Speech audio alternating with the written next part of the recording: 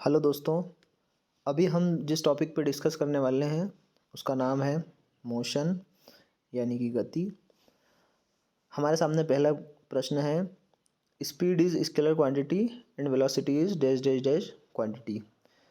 जैसे कि स्पीड जो है स्केलर क्वांटिटी है, उसी तरीके से वेलोसिटी जो है वो किस टाइप की क्वांटिटी है।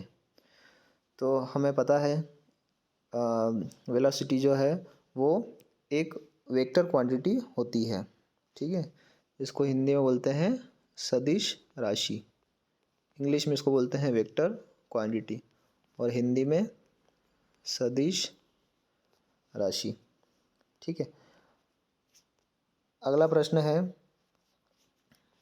The total path length travelled by body in A given time given interval of time is called.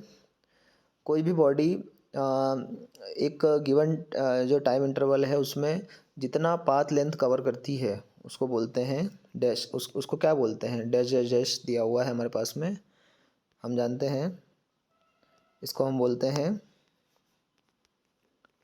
Distance यानी कि दूरी,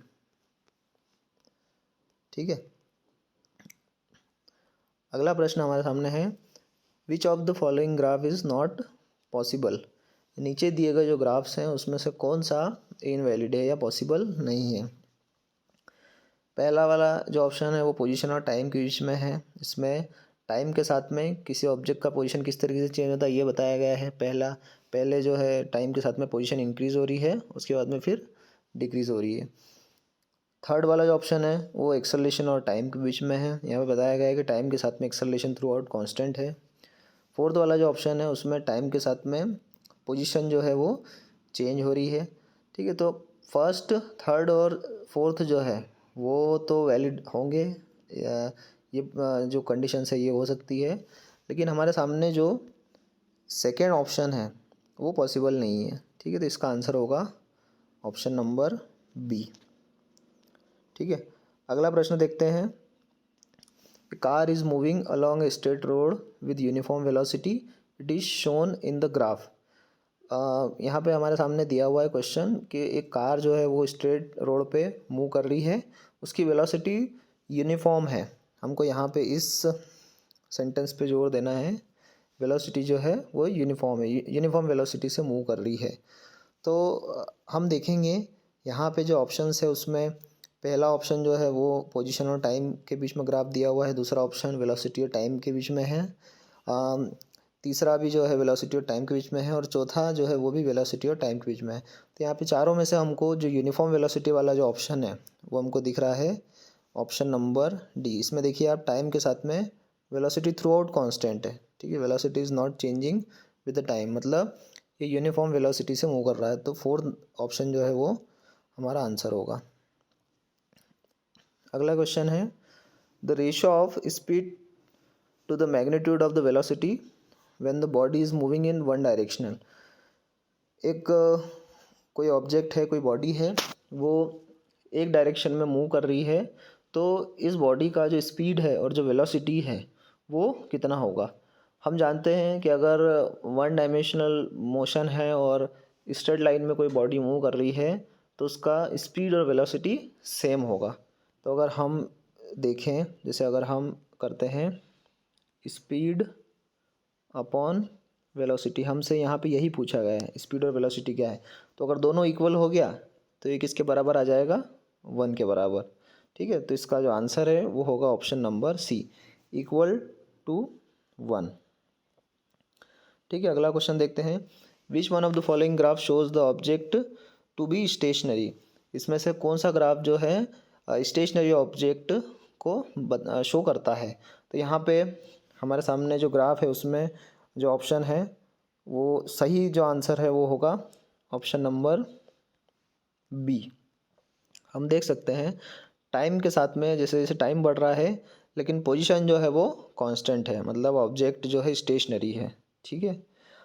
हम किसी ऑब्जेक्ट को रेस्ट या मोशन में तभी बोल सकते हैं जब उसकी पोजीशन चेंज हो। यहाँ पे पोजीशन जो है वो टाइम के साथ में चेंज नहीं हो रही, कांस्टेंट है, इसलिए हम कह सकते हैं कि ये जो ऑब्जेक्ट है ये स्टेशनरी है, ठीक है। अगला क्वेश्चन है, velocity time graph of an object is given below.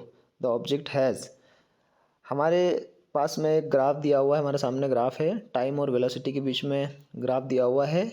ये जो ऑब्जेक्ट है किस तरीके का मोशन कर रहा है, हम देख सकते हैं कि जैसे जैसे टाइम बढ़ रहा है, देखिए टाइम के साथ में टाइम इस डायरेक्शन में बढ़ रहा है और वेलोसिटी जो है वो कम हो रही है, डाउनवर्ड जा रही है। ठीक है, तो जो हमारा आंसर होगा वो होगा uniform retardation, option number C, uniform retardation.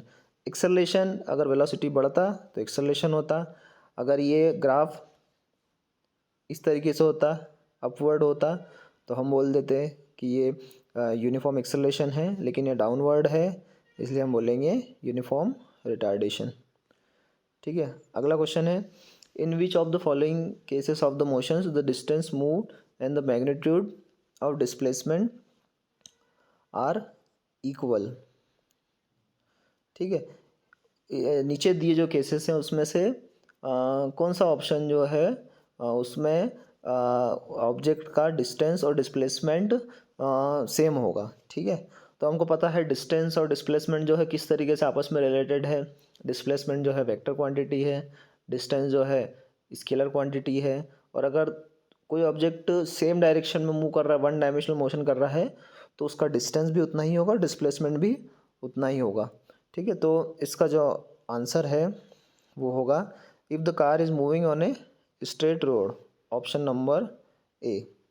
ठीक है, अगला क्वेश्चन है हमारे सामने, from the given we T graph it can be inferred that object is, जो हमारे सामने वी और टी के बीच में, वेलोसिटी और टाइम के बीच में जो ग्राफ दिया हुआ है वो क्या शो करता है। ठीक है, तो यहाँ पे हम देख सकते हैं कि टाइम बढ़ रहा है,